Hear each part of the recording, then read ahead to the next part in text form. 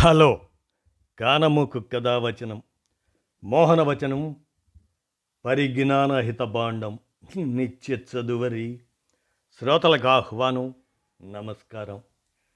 చదవదగునెవరు రాసిన తదుపరి చదివిన వెంటనే మరువక పలువురికి వినిపింపబూనిన అది ఏ పరిజ్ఞాన హితబాండమవుపో మహిళ మోహనవచనమై విరాజిల్లు. పరిజ్ఞాన హితబాండం లక్ష్యం ప్రతివారీ సమాచార హక్కు. ఆస్ఫూర్తితోనే ఇప్పుడు ఫిబ్రవరి 11 అనగానే అమర గాయకుడు ఘంటసాల 52వ వర్ధంతి సందర్భంగా ఆయన స్మృతిలో ఘంటసాల గారు మరణించినటువంటి 1974 ఫిబ్రవరి 11న ఆ వార్త తెలియగానే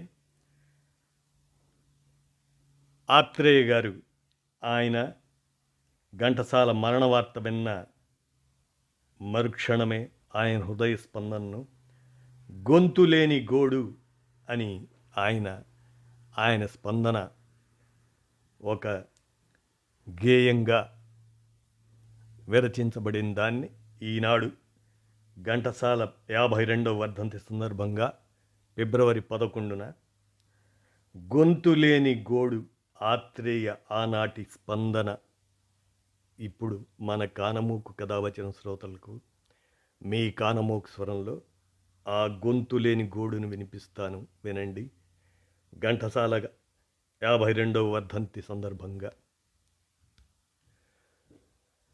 1974 ఫిబ్రవరి 11న ఉదయం 11:30 గంటలకు అమరగాయకులు పద్మశ్రీ ఘంటసాల వెంకటేశ్వరరావు గారు అస్తమించారు అన్న దుర్వార్త వినగానే ఆత్రేయ గారు వ్రాసిన వారి హృదయ స్పందన ఇది. నా కవితకు కంఠం పోయింది, నా మాటలకు మాట పడిపోయింది, నా తునకల పలుకులను తేనె చినుకులుగా చిలికిన దివ్యగాత్రం క్షణమాత్రంలో దివంగతమైంది. తెలుగునాట నా పాటలను ప్రతి నోట మాటగా మార్చిన గాంధర్వ గగన కుసుమమైపోయింది. మృత్యు శీతల హస్తం సోకగానే మూగపోయింది. ఇంక నేనేం రాసినా ఎవరు పాడినా ఏముంది, ఘంటసాల గాన కళాలవాల నేను చూడలేదు చూడలేను, నిన్నవతలకు పంపి అపమృత్యువు ఆహ్వానించిన ఆ పంచభూతాల గేహాన్ని, కర్మ పంచిత దేహాన్ని. అందులో ఏముంది, అది వట్టి బొందే. నేడు మాలలు వేసిన రేపు మంటలు తింటాయి, కానీ నువ్వు ఉంటావు, గొంతులేని నా గోడు ఇది అని అంటూ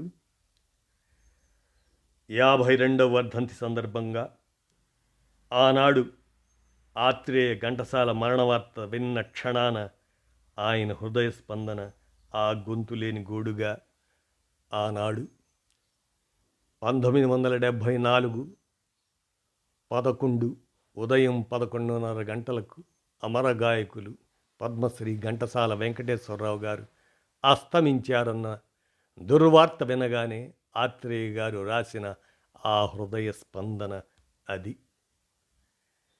ఈనాడు 52వ వర్ధంతి సందర్భం ఫిబ్రవరి 11, 2026న మన కానమూకు కథావచన శ్రోతలకు ఆ అమరగాయకుడి స్మృతిలో ఈ గొంతులేని గూడును వినిపించాను. ఘంటసాల వారి 52వ వర్ధంతి నివాళిగా విన్నారుగా. ధన్యవాదాలు.